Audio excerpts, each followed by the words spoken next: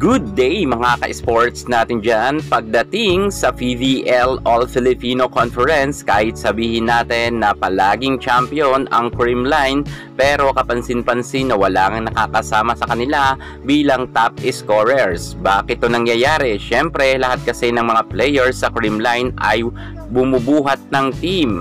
Hindi dito isang players lang ang pumupuntos. Karamihan dito ay meron talagang ambag, kung kaya hati-hati talaga ang kanilang mga nagiging scores. Pero kahit sabihin natin na hindi man sila magkaroon ng isang star players na top scorers, okay lang naman dahil lahat naman sila magaling. Kahit sabihin natin na wala man sa kanilang top scorer, at least lagi naman silang champion. Ngayon, pag-uusapan natin kung sino-sino ba ang pasok sa top 5 best scorer. Sino-sino kaya ang nakapasok sa top scorer? Yan ngayon ang ating pag-uusapan. Nakakagulat nga to sapagkat marami talagang nabago at kita natin na meron ngang mga natanggal sa pagiging top scorers.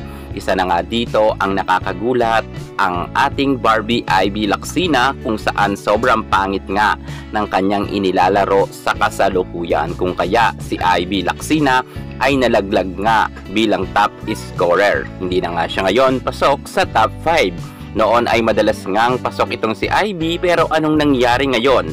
Bakit hindi na siya nakapasok? At pag-uusapan natin kung sino ba ang pasok sa top scorer. Pero bago ang lahat, kung bago ka muna sa aking channel, subscribe na.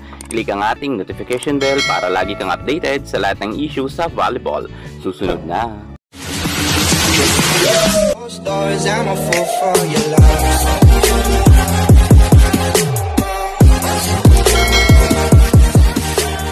Queen Barbie Ivy Lacsina hindi na nga ngayon pasok sa top 5 top scorers at laglag na nga ito dahil sa pangit nga ang kanyang nilalaro. Alam natin na isa nga siya sa pinaka top scorers pagdating sa Akari, pero mukhang inaalat na ngayon si Ivy Lacsina.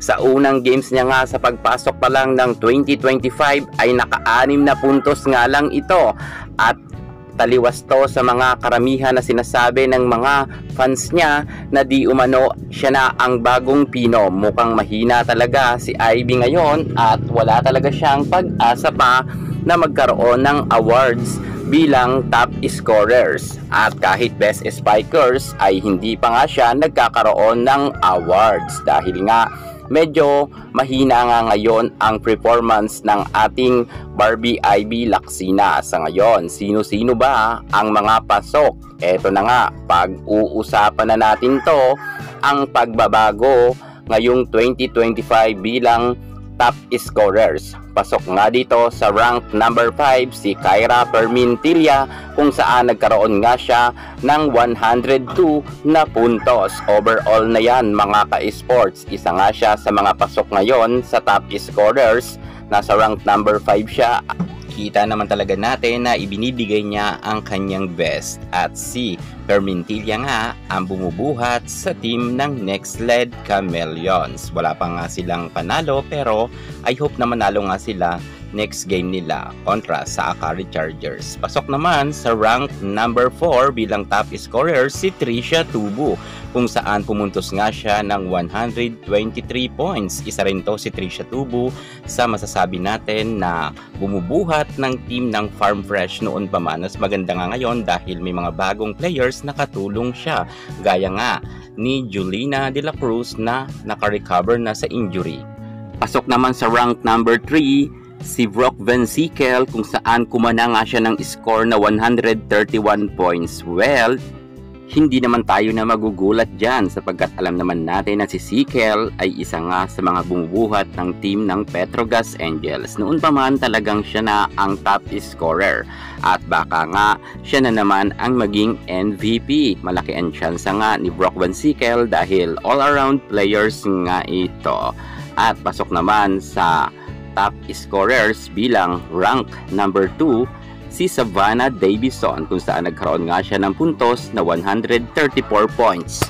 Si Savvy nga ang nagpahirap sa Akari Chargers, kung kaya hindi nga nakaporma ang kupunan ni Ivy Lacsina, at kahit isang set ay hindi man lang nanalo ang Akari Chargers. Talagang sadyang magaling naman talaga itong si Savvy kung kaya nga ay panalo nila ng mabilisan kontra sa Akari.